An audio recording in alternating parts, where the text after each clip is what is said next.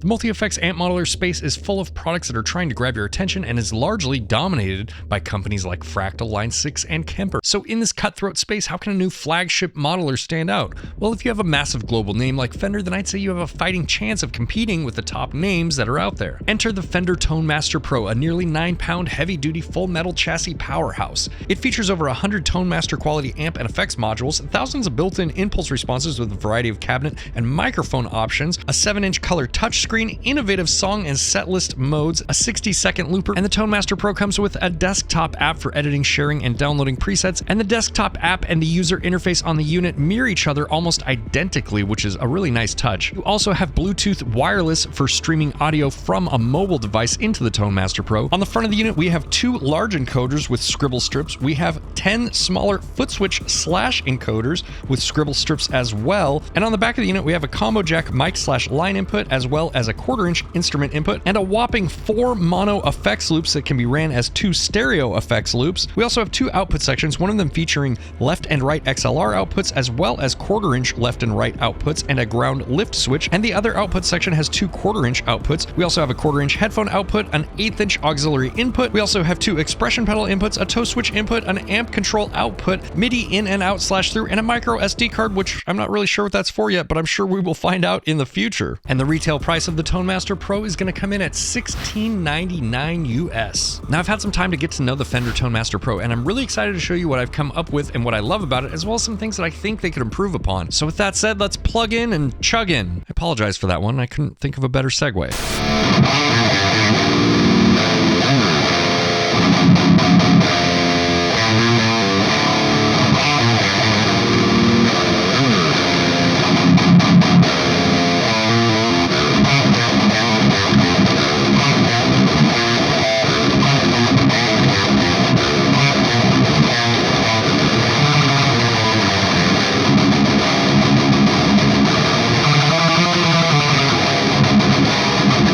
Now that I've had some time with the Tone Master Pro, I want to go through and I want to show you some things that I really like about the Tone Master Pro. But I also want to show you some things that I came across and offer up some suggestions for future improvements that I think could be implemented.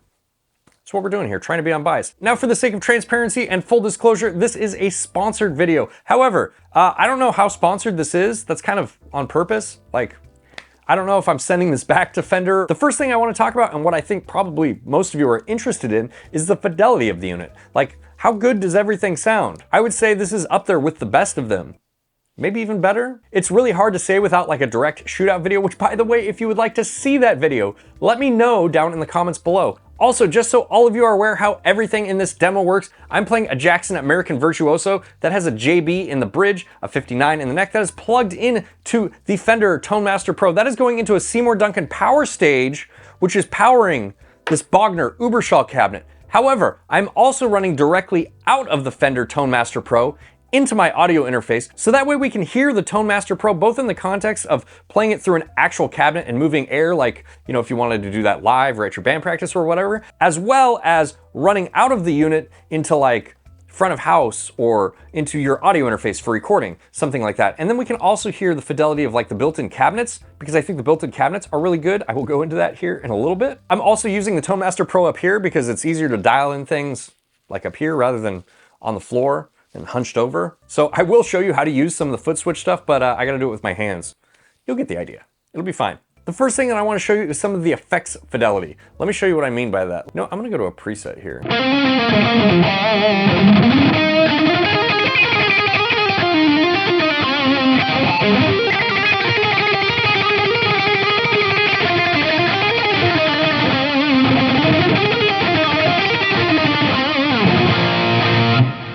This is a factory preset. This is the Unchained Ed preset. Pretty sure you can figure this out. This is like a Eddie Van Halen preset. We have the 5153 half stack here. I'm gonna go into this amp thing here in a minute, but just for the sake of the effects, what you're hearing right now is the built-in cabinet from this half stack. And then after that, we have a digital delay, and we also have a large plate reverb.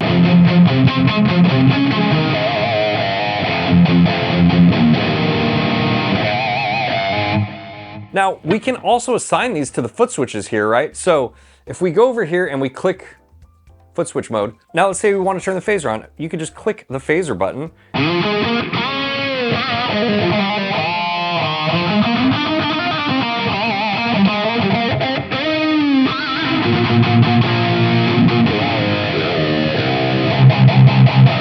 you can see when we hold the flanger down, it's actually in momentary mode. So it is only active while you're holding it down.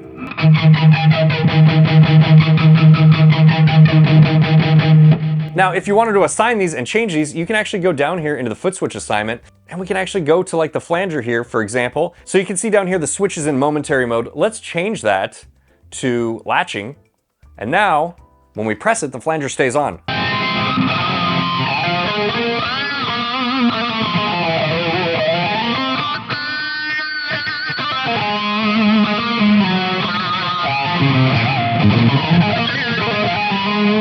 And without going too deep here, like you can see, there are just like a ton of different options that you have with the foot switch controls. Like you can change the custom label. Like we could just go in here and name this fart. And now it says fart on our little scribble screen right there. So that is really cool. We can change the colors too. Just tons of stuff. Tons of stuff. Really, really customizable. And to top the whole thing off, like you will see here in the demo, these foot switches are actually encoders as well. So they spin and you can use them to, Okay, so I have a major problem now and I want to show you how to route this, because basically I'm playing a cabinet through an actual cabinet. So it sounds kind of weird. That's not what you just heard, but that's what I'm hearing in the room. And I would like to hear, you know, just this cabinet, not the built-in cabinet. So what we need to do here to actually do this, we need to actually click on this combo. And you can see, because we have a half stack here, there's a cabinet selected. Now, you can't just disengage the cabinet here. What you have to do is you have to go in to replace, and then you actually have to select amp head, and then select the amp head you want. And we're gonna go with that same 5153 Stealth Blue. And now the cab is bypassed.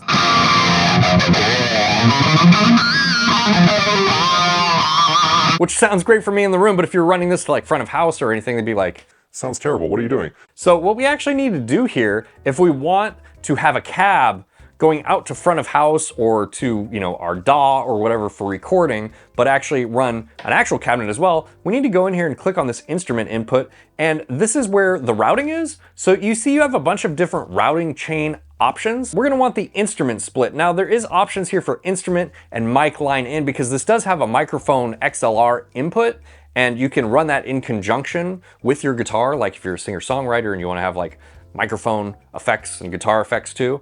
You can do that. You get pretty crazy with the routing and with the effects options here. But just for right now, we're just gonna go with this instrument split. We're gonna confirm that. And then you can see we have two outputs now. So what we're gonna do here is we're gonna click plus. We're actually gonna go to cabinets. And I wanna match the cabinet that I'm using right now and the microphone. So that way we can sort of compare apples to apples in terms of like the fidelity of the cabinet emulation versus an actual mic'd up cabinet. So I'm gonna go to this 4x12 𝗬𝗓 V30. Now Bogner 𝗬𝗓 have a vintage 30 and a T75 and an X pattern. You have the option here for both the T75 and the vintage 30. I have the vintage 30 mic'd up for this demo, so we're gonna select that cabinet, and then we're gonna go over here, click on the cabinet, and I wanna put the microphone in the same position. So I have the mic on the cap edge right now and as close to the cabinet as I can get it, so I'm gonna select that position. And the microphone that I'm using is a SM57. So now we're matching the cabinet digitally with the real life cabinet I'm sitting next to. And we're not done yet. We actually need to go to this output right here, and we have outputs 1 and 2 on for the upper and lower path, as well as the headphones if you're using headphones. Now output 1 is going to be my XLR that's going into the audio interface. So I want that on for the upper path with the cabinet on it. The lower path that doesn't have a cabinet on it, I want to go output 2 and I want to turn output 1 off. It's going to send the lower path into my actual cabinet, which has no speaker emulation on it, and then the upper path that does have the cabinet on it is going to go into the audio interface. If that seems a little complex, it kind of is. Now what would be better in terms of routing is if I could just click on this cog up here and we go into our global settings here. If I could just go in here to my in and out options on the output and do cab bypass on one of the outputs, like globally, that way I can go through all the presets, and if I'm playing through an actual cabinet, I don't have to sit there and adjust the routing for every single preset. This is also really nice if you're bouncing between like your home studio and playing live and stuff like that, because you don't have to adjust it. You can just set up your XLR outputs to always have the cabinet on and your 1/4" outputs to always have the cabinet off. It's a very small detail, but it's a huge quality of life improvement if you've ever used a modeler that has that global option. But this is what we're getting now through the actual cabinet.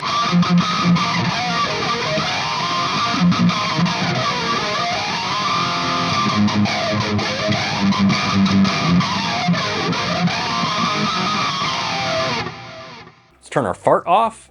Let's turn the delay and the reverb off here. Now these foot switches, or the feet switchers, however you want to say it, they actually double as encoders, which is really, really nice. And you also have on the scrollable pads here, you know, what you're adjusting. So I think that this just makes it really nice if you wanted to use this like up on your desktop as well, you know, as like a audio interface. It just makes things really easy to dial in. You do also have a desktop editor for your computer with the Fender Tone Master Pro, and some of you might be asking like, that's a touchscreen. Like, why do you need an editor for that? Well, the answer to that is really simple. Sometimes people like to use the actual pedal on the floor so they can hit it with their feet, but they want to be able to edit things without having to hunch over and dial them in. So I think that was really smart by Fender to implement the editor at launch.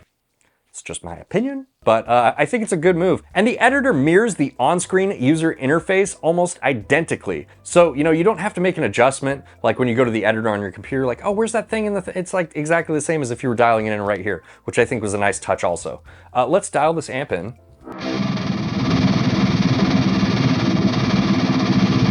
We also have multiple pages on a lot of the effects and the amplifiers. That's something to keep in mind. And I found the easiest way to scroll the pages is not to try to hit these little dots that are on the screen, but just to actually hit the foot switch.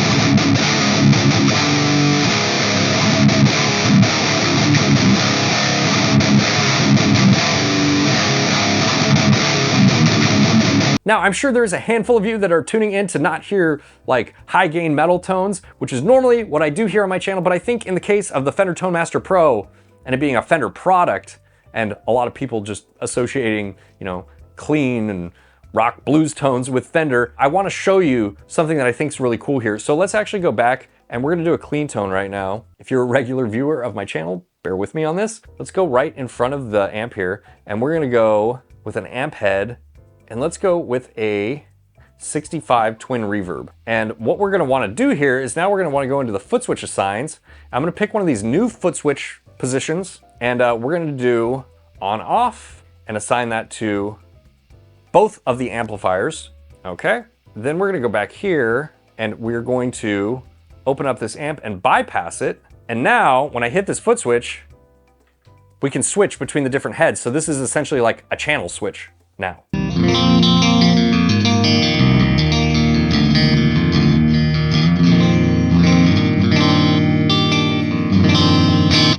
Let's go back and let's add some effects in now. And what I want to do here is I want to go to add block and we're going to add after this amp here. And you can see that we're starting to run out of DSP. So if you're curious how much this can handle, it's like 2 amps and, you know, quite a bit of effects. Let's see if we actually have any effects. We still have a bunch of effects here. So the amps are going to eat up the majority of the memory on the unit, it appears. You can see some of these effects are opaque now, so we can't select them, like the Nebula reverb, which is a really nice reverb, but we can still do this celestial reverb. Let's do this one.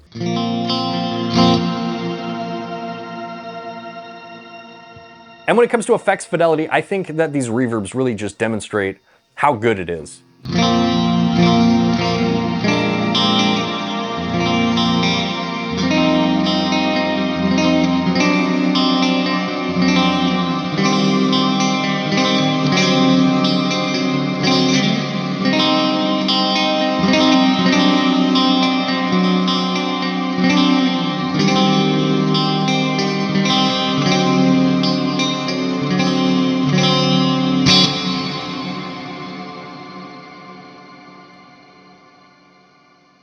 Let's go with the 59 in the neck.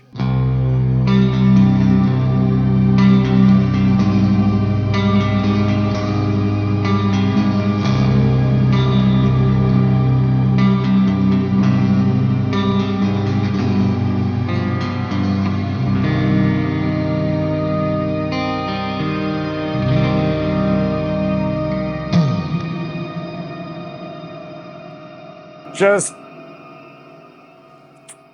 chef's kiss. And let's try doing something. Let's try turning this tube screamer on into the front of the clean channel.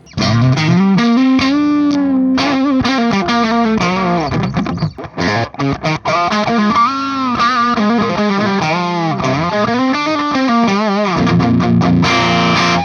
so now for my regular audience, the metalheads, I'm gonna switch over to some high gain tones. Let's set this up as a boost preemptively. Hit that multi-switch here, and we're gonna swap out this EVH head for the Marksman Channel 2. Now you can tell from the look of this amplifier, we're dealing with a Mesa Mark Series amplifier here. Now, the reason that I picked this amplifier is something else that I want to talk about, and something that I hope they implement more of in the future, because I think this is a really cool feature. In here, we actually have, like, you know, the main controls on the front of the amp. You can click on the EQ, and you can adjust the different settings on the 5-band EQ. We can go over here, we can go page over. Now this is where it gets interesting, because we actually have all of the switches, you know, that you would find in like a Mark Series amplifier. So we can really get in and fine tune this thing.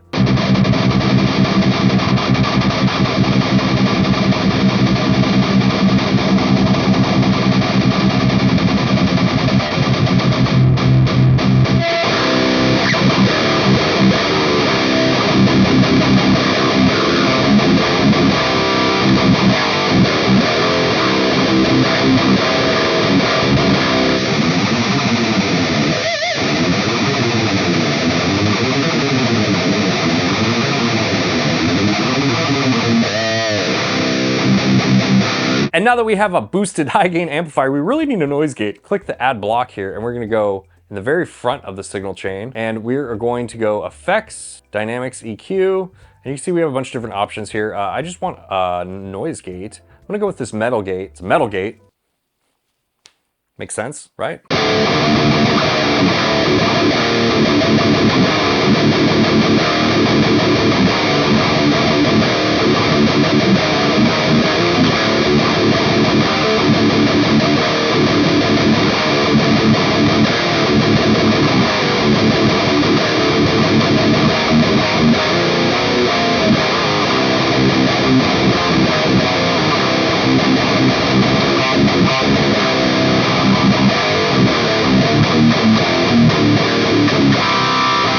You notice when you're dialing in the amplifiers too, there's this like analogness to them, which I think you would kind of expect with it being Fender's flagship modeler.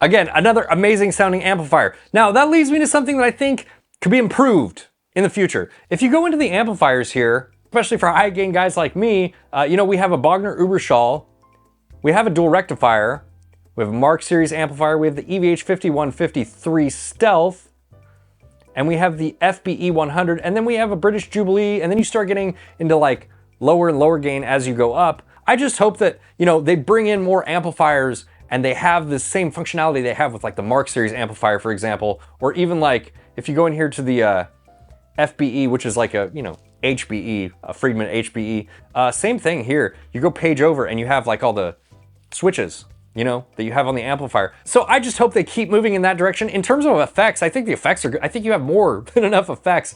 I would just like to see more amplifiers, especially amplifiers with this beautiful looking user interface. I think that there's a lot of potential here, and I'm really looking forward to updates with this thing and seeing what they add to it. Speaking of this amp, let's actually go in and mess with this amp. This amp's really cool.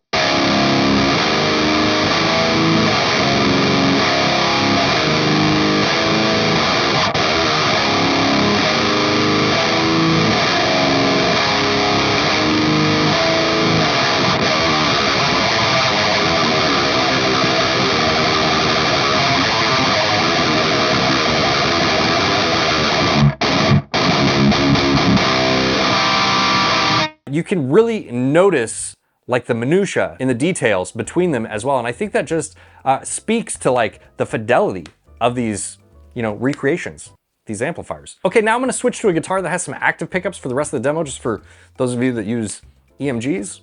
If you wanna hear that, let's do it.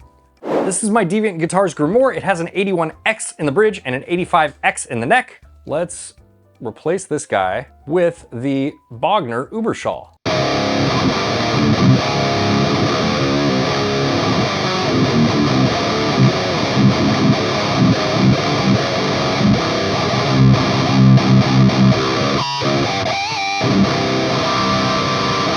One of the things that I noticed between these different amplifiers is sort of like, you know, the sag or the responsiveness in the low end really changes a lot the same way I would expect it to with like the analog amplifiers. So for example, with the Bogner Uberschall, it has like a ton of low end, and the way that the low end responds is more spongy than the Friedman I was just playing.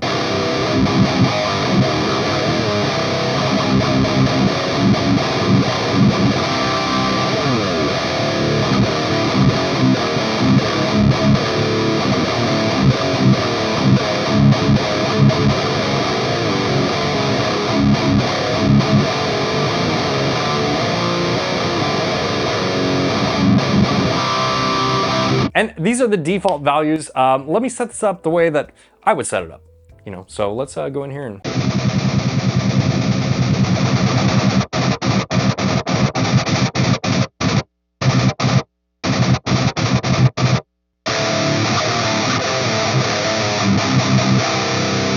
And just by turning up the treble and the presence a bit, it really like tightens up the low end and it sculpts it in a way that is way more analog, for lack of a better word.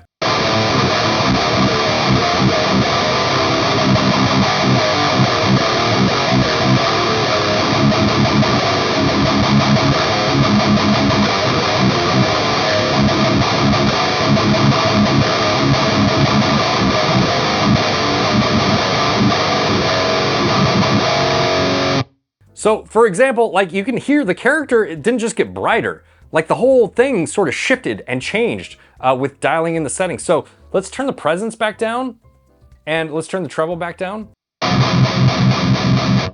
It just gets like looser and spongier, you know, especially like in the low end.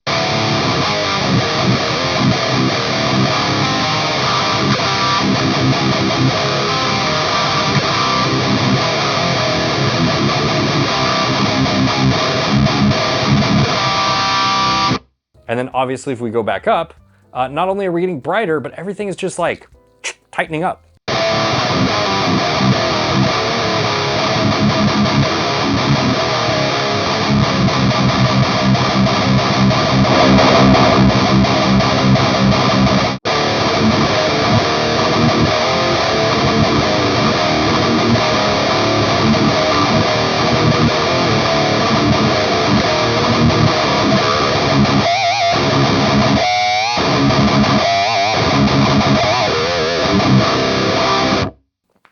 Dude, it is just really good. And I really hate including opinions like that in demos. I try to cut that out as much as possible when I'm editing the videos, but I just don't know what else to say, man. It sounds really good and it's very inspiring playing it through an actual cabinet in the room.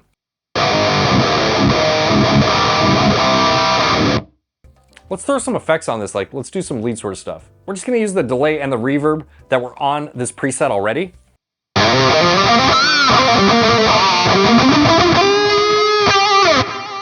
Let's turn that phaser on too.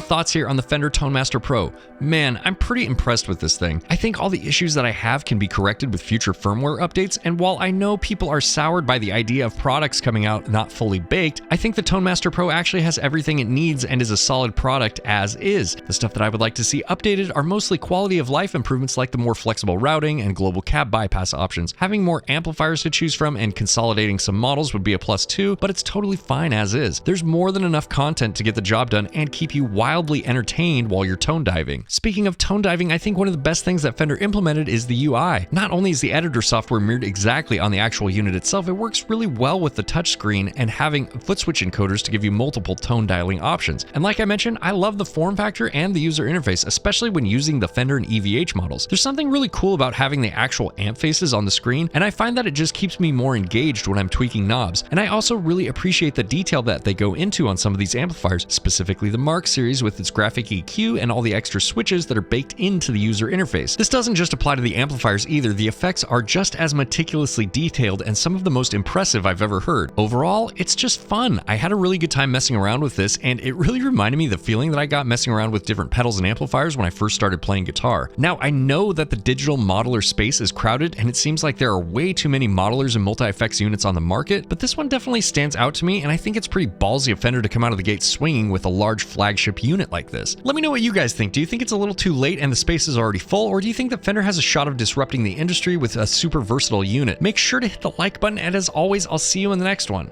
Bye, guys.